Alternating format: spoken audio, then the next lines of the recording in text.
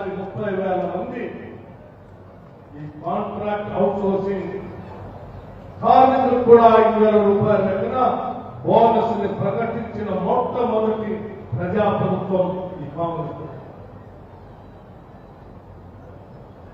ఇవాళ చాలా మంది ఆనాడు 10 సంవత్సరాలు ఈ రాష్ట్రాన్ని పాలించినటువంటి బీఆర్ఎస్ గందరగోళంలో ఉన్నటువంటి ఆ పార్టీ సంస్థ నాయకులతో కాంగ్రెస్ ప్రభుత్వం సింగరేణిని దోపిడీ చేస్తా ఉంది అని మాట్లాడుతా ఉన్నారు. పొద్దున వేస్తే సాయంత్రం కొట్లాడి పోరాడి తెచ్చుకున్న తెలంగాణ రాష్ట్ర ఆస్తుల్ని, వ్యవస్థల్ని, వనరుల్ని పూర్తిగా దోపిడీ చేసి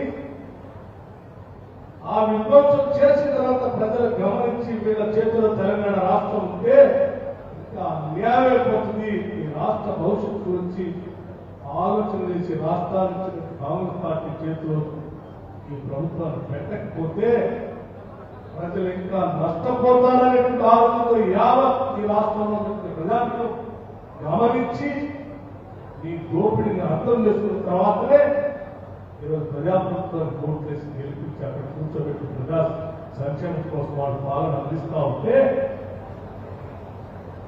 అధికారం కోల్పోయినటువంటి మీరు రోజుకు ఒక కట్టుకట్టని అల్లి అబద్ధాలను పోగేసి రోజుకు ఒక శాఖ మీద మీకున్న సొంత మీడియా వ్యవస్థల ద్వారా కట్టుకట్టలు అల్లి రోజు ప్రజా కార్యక్రమాలు చేసే కార్యక్రమం చేపట్టారు.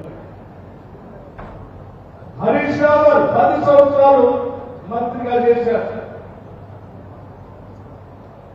మంత్రి హోదాను కూడా మర్చిపోయి అబద్ధాలు పోగేసి ఇవాళ అబద్ధాలు రావులాగా రోజుకు ఒక అబద్ధాన్ని ప్రచారం చేసుకుంటూ వస్తాం. నేను అడుగుతా ఉన్నాను సూటిగా, ఇవాళ సింగరేణికి నష్టం చేసింది ఎవరైనా ఈ భారతదేశంలో ఉన్నారంటే అది కేవలం టీఆర్ఎస్ పార్టీ నాయకులు తప్ప మరెవరికి సింగరేణికి నష్టం చేయదు.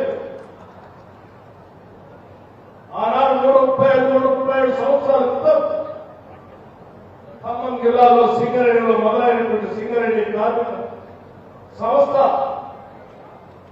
ఆల్రెడీ సంబంధించిన వ్యవస్థ ఆనాటి నుంచి కూడా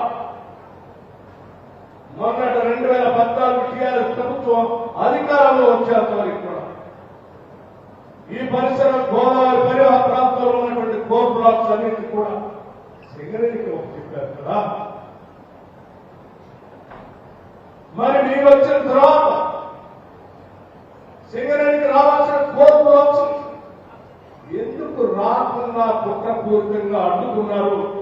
దానివల్ల సింగరేణి ఎంత నష్టపోయిందో లెక్కలతో సహా నేను చెప్పడానికి ఈరోజు సిద్ధంగా ఉన్నాం.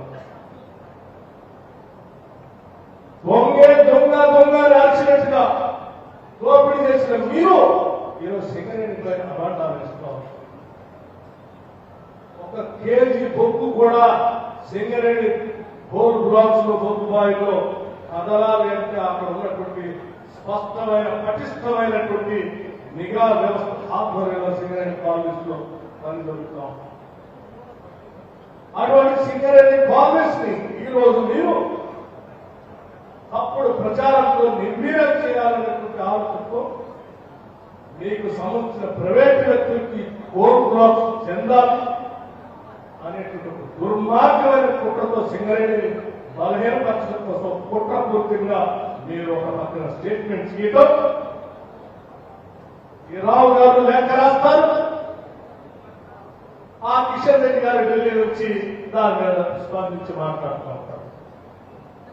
నేను అడుగుతా ఉన్నాను కిషన్ రెడ్డి గారు కూడా,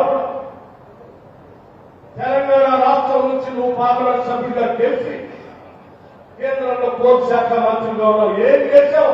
నువ్వు సింగరేణి కాంగ్రెస్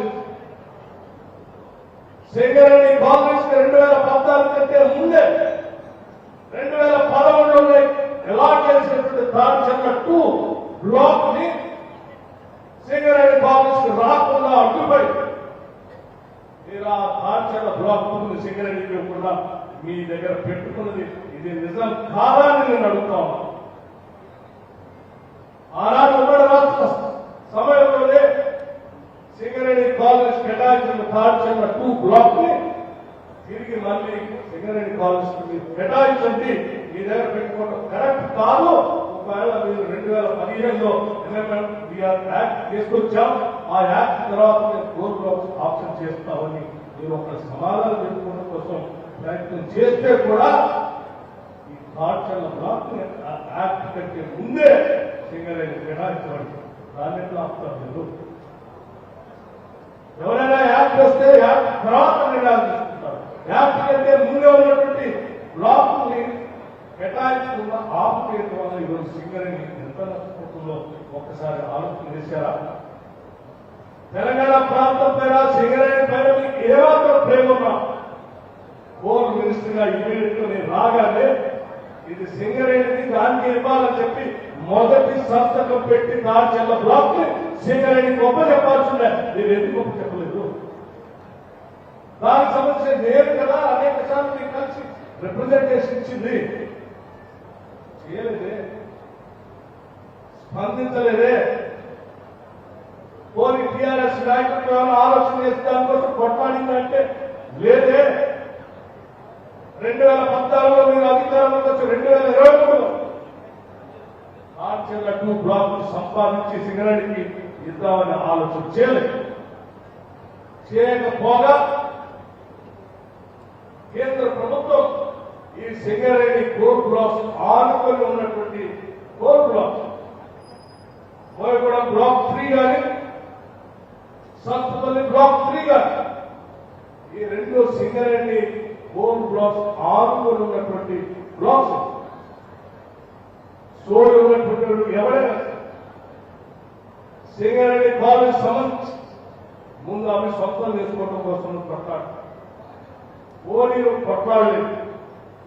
కనీసం కేంద్ర ప్రభుత్వం ఆక్షన్ పెడతా ఉంటే నువ్వు ఆక్షన్ లో పార్టిసిపేట్ చేసి 2 బ్లాక్లు కూడా సింగరేణికి వచ్చేటట్టు చూసుకోవాల్సిన బాధ్యత కలిగిన ప్రభుత్వాలు. కానీ నువ్వు ఆ పని చేయకపోగా సింగరేణికి ఆదేశాలు ఇచ్చారు, అనాధికారమైన ఆదేశాలు. మీరెవరు సింగరేణి ఆక్షన్ లో పార్టిసిపేట్